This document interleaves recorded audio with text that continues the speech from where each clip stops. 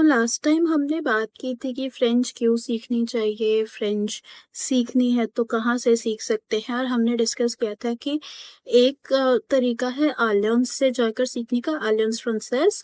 और दूसरा तरीका है कि आप किसी यूनिवर्सिटी से सर्टिफिकेट डिप्लोमा, एडवांस डिप्लोमा या फिर बीए, एमए ये कोर्सेज कर सकते हैं। ठीक है, बीए और एमए अगर आप करें तो वो तो फुल टाइम कोर्सेज है, उन्हें अलग ही रखते हैं, क्योंकि उसके अलावा जो भी हम आलियंस से या यूनिवर्सिटी से जिन भी कोर्सेज की हम बात कर रहे हैं वो सब पार्ट टाइम है। राइट, सो आलियंस और यूनिवर्सिटी ये दो ऑप्शंस हैं, दोनों में ही हम पार्ट टाइम कोर्सेज की फिलहाल बात कर रहे हैं।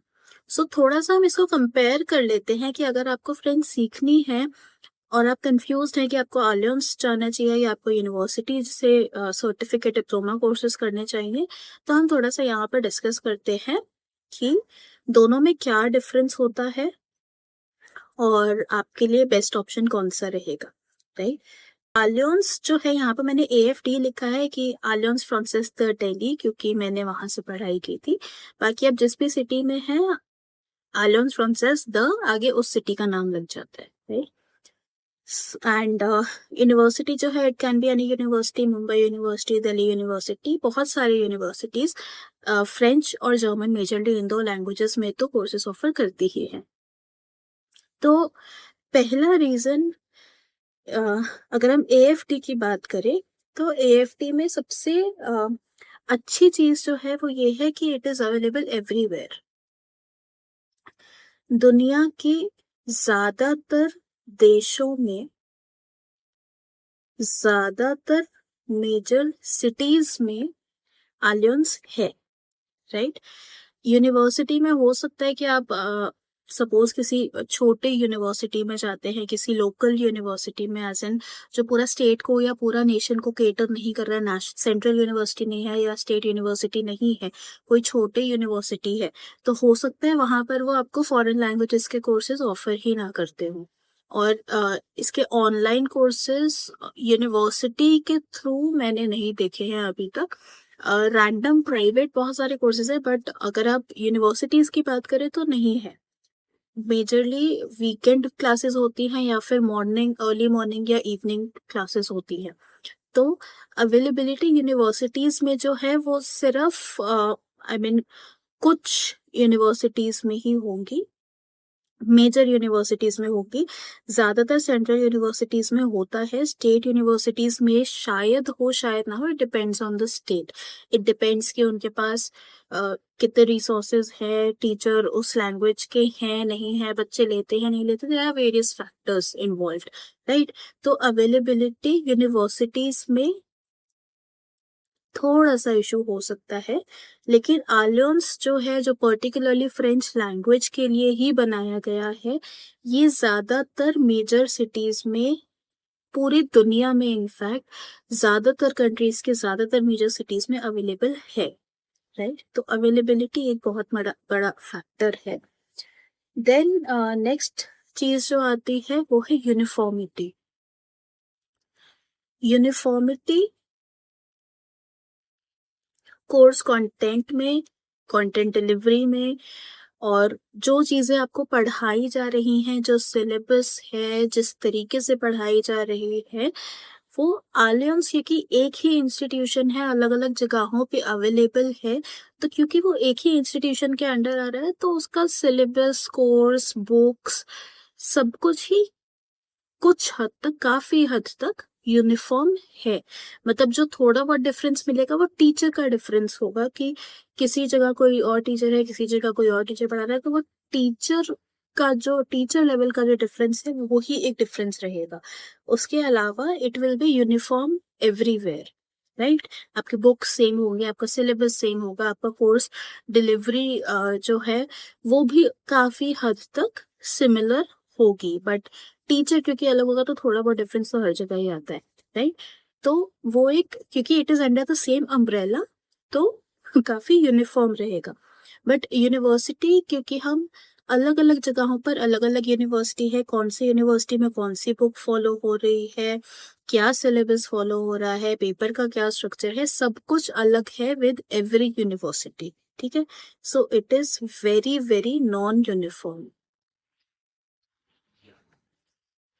तो ये एक इशू है कि आप कहाँ पर है, वहां पर जो भी यूनिवर्सिटी है वो क्या कोर्स ऑफर कर रही है, उस कोर्स में क्या सिलेबस है, कौन सी बुक्स फॉलो की जा रही है, एग्जाम स्ट्रक्चर क्या है, everything will be different for every university, right. Then next factor जो आता है वो है कि एएफटी जो है, यहाँ के जो आपको सर्टिफिकेशंस मिलते हैं A1 A2 से लेकर C1 C2 तक, ये सारे सर्टिफिकेशंस जो हैं ग्लोबली रिकॉग्नाइज्ड है, इनको ग्लोबल रिकॉग्निशन मिलती है। जैसे इंग्लिश के लिए आइल्स या टोफल होता है, वैसे ही यूरोपियन लैंग्वेजेस के लिए डेल्फ का एग्जाम होता है,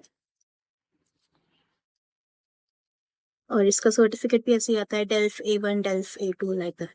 तो ये ग्लोबली रिकॉग्नाइज्ड है, हर जगह एक्सेप्ट की जाएगी अक्रॉस द वर्ल्ड। लेकिन यूनिवर्सिटीज जो है, इनकी जो रिकॉग्निशन होता है वो नेशनल ही रहता है। मतलब अगर आप इंडिया की किसी यूनिवर्सिटी से कोई फ्रेंच में कोर्स कर रहे हैं, तो वो आप यूएस यूके या यूरोप या फ्रांस कहीं जाकर आप नहीं उसको दिखा पाएंगे, क्योंकि वो वहां पर रिकॉग्नाइज्ड ही नहीं होगा कोर्स, राइट। तो वहाँ अगर आप इंटरनेशनल जाना चाह रहे हैं कि आपको इंडिया के बाहर जाना है, तो आई वुड सजेस्ट कि Alliance is the better option for you, right. ये डेल्फ का एग्जाम आपको इन एनी केस देना ही पड़ेगा, तो in that case university is not a great option for you. But अगर हाँ ये है कि मुझे तो यहीं रहना है and I want to go into academics, या मुझे आगे जाकर फ्रेंच पढ़ानी है, या मुझे रिसर्च में जाना है, व्हाटएवर, तो for that university is better, right. Next point भी यही है कि कोर्स स्ट्रक्चर जो है, जो कोर्स डिलीवरी का तरीका है, या मतलब जो फोकस एरिया है, आलियंस में अगर आप देखेंगे तो आपके वर्बल और रिटन कम्युनिकेशन पे बहुत ज्यादा फोकस किया जाता है,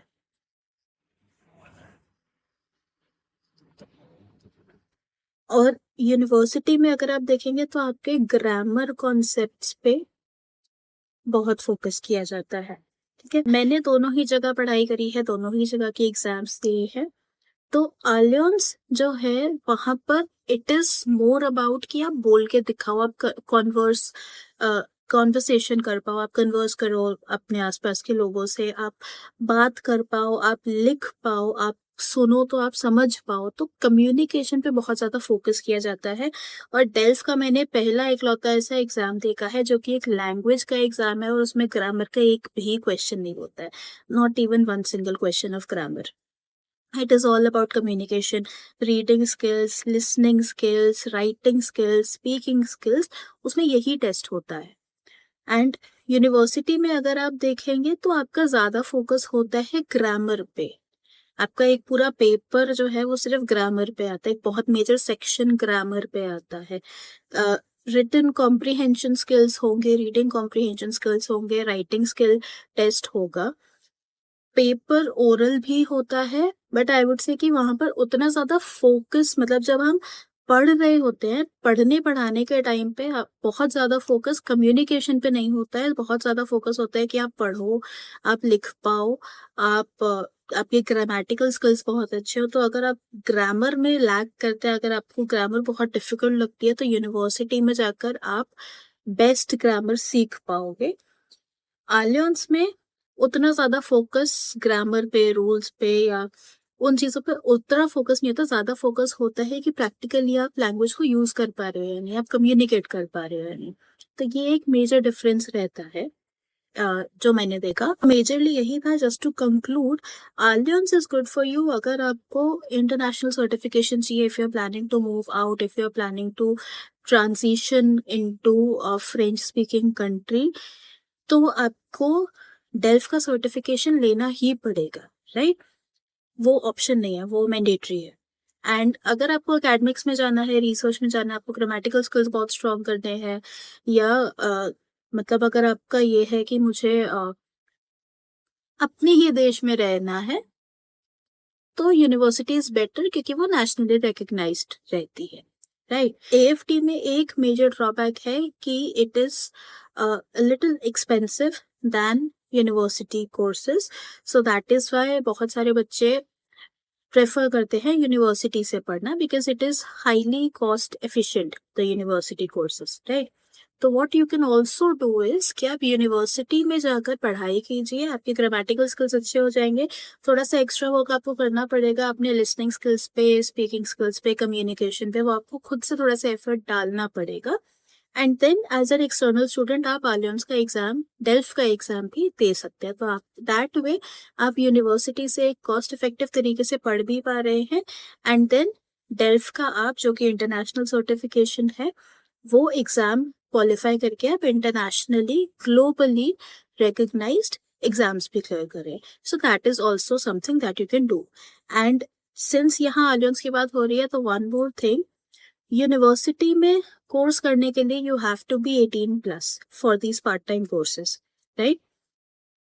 बच्चों को यूनिवर्सिटी में कोर्सेज ऑफर नहीं किए जाते हैं, but for Alliance there is something called DELF junior, जो बच्चे भी दे सकते हैं, क्योंकि आजकल बहुत सारे ग्लोबल स्कूल्स हैं, स्कूल्स में फ्रेंच जर्मन लैंग्वेजेस सिखाई जाती है, और जितना आप स्कूल में पढ़ते हो उतना पढ़ने के बाद आप A1 लेवल बहुत आराम से दे सकते हो डेल्फ का।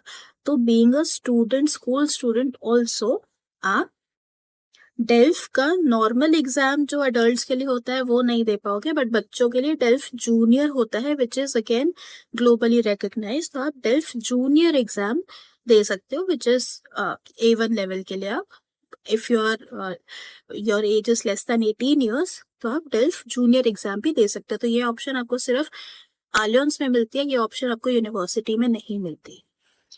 So yeah, that was majorly it. If you have any queries, any questions, so leave it down in the comments. And I hope video पसंद आई हो, and अगर पसंद आई हो तो please like, share and subscribe, and मिलते हैं next video में। Thank you.